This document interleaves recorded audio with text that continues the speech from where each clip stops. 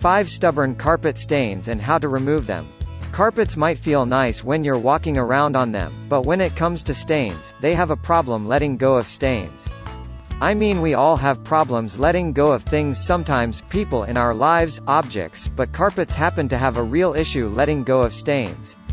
So, I'm going to walk you through 5 of the most common carpet stains and I'm going to show you how to tackle them. Just a few quick pointers before we get into the stain removal tips, a little bit of education about carpets. First of all, there are different kinds of carpets, different materials, and different weaves. So, find out what kind of carpet you have before you actually start cleaning it, that way you can take any special cleaning instructions into consideration. Also, an important point here. Any stain solution you're trying, you always want to check it in an inconspicuous hidden area first to see how it affects your carpet. If you have a big stain in the middle of your room, you don't want to use something that might permanently damage the carpet, so go find a little corner and test it over there. A couple other things to keep in mind. Don't use too much product, it's so hard to extract liquid and goopy stuff from carpets, so use as little as possible, and don't scrub or rub, always use a patting or blotting motion. Finally, if you're really stuck on a stain, you can always bring in a carpet cleaning professional. They have equipment and products that you don't have access to, and they can really do some magic on carpet stains. Animal accidents. You guys know that I have 2 cats, and to be perfectly honest, while they are lovely, they've both had their share of accidents that have made me pretty frustrated. What I've learned over the years is that blotting is so important. I get a lot of paper towels and I'm just pressing down, lifting up, getting a new piece of paper towel, pressing down, lifting up, a new piece of paper towel, you get the idea. You want to suck up as much of that urine as possible, and remember, don't use the same piece of paper towel each time. Once that's done, just mix up a solution of equal parts, white vinegar and water. Put that in a spray bottle and mist it over the area, then, start blotting it up with clean paper towels. You want to repeat this several times so that you really lift out as much as you can and get rid of that odor. Coffee stains. You're sitting there just minding your own business, reading the paper, drinking a coffee, and the next thing you've got a cleanup job on your hands. Well, the first thing to do, obviously, is to blot like a mad person. Get out your paper towel and just blot up as much coffee as you can from the carpet. What you'll need. Get yourself a bottle of 3% hydrogen peroxide and fill a clean spray bottle with it. Get yourself a bunch of towels, specifically white towels. Whether they're bar towels, old rags or just cut up old towels that you don't use anymore, anything will suffice. If they're colored you run the risk of dye transfer, and you don't want that. You'll also need a steam iron, and make sure that it's full so that you have a lot of steam, and a large bowl, or bucket, of water. How to remove the stain. Number 1. Start by spraying the hydrogen peroxide over the coffee stain. Number 2. Take a towel, dunk it in the water, wring it out and lay it on top of the stained area.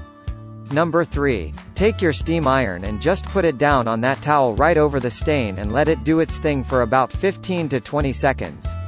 Number 4. Once that time is up, remove the towel. You should see some of the coffee in the white cloth, and then get a fresh towel and repeat steps 1 to 3.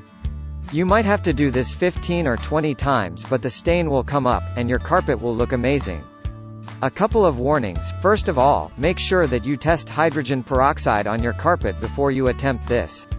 Hydrogen peroxide can bleach certain surfaces. Second, make sure that the heat setting on your iron is appropriate for the task that you're doing. You guys know your iron, you know what's going to burn something and what's going to be okay, so make sure that you use the appropriate setting before you get going with this trick. Blood stains. There's no way about talking about blood stains without it sounding awkward. Either something really terrible has happened on your carpet or it's like a totally embarrassing bodily thing that's going on. Anyway, no one wants a blood stain on their carpet, and thankfully, there's a quick solution to get rid of it, but keep in mind, because this one has a little bit of soap in it, you don't want to go over the top. You need to be really careful with how much product you use. In a small container, mix up 2 parts hydrogen peroxide to 1 part dish soap.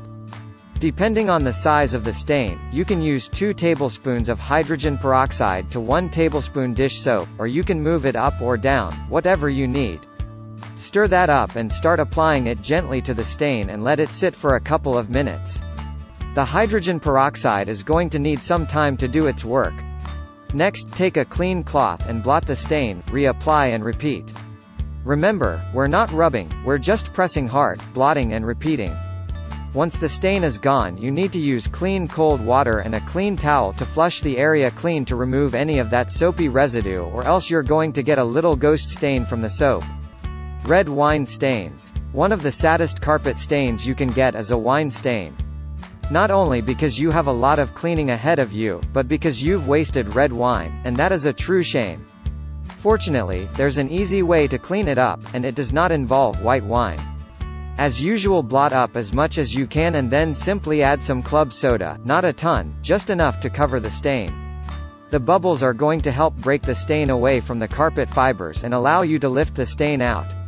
Blot up the club soda and repeat as necessary. Chewing gum. Gum isn't technically a carpet stain, but tell that to someone with gum in their carpet and they'll give you a different opinion.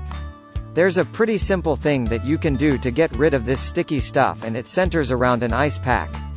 That's right. Get some ice, put it in a Ziploc bag, or if you have an old school ice pack, that'll work too. Once it's frozen, you can use your fingers or a dull metal object like a butter knife or even the edge of a credit card and just start to pick up that frozen gum. It'll sort of chip off, it'll come up in your hands and you can toss it. Stains are definitely a pain, but the good news is there are solutions, and they do work. The idea here is you've got to treat them fast and treat them with the right products and the right techniques.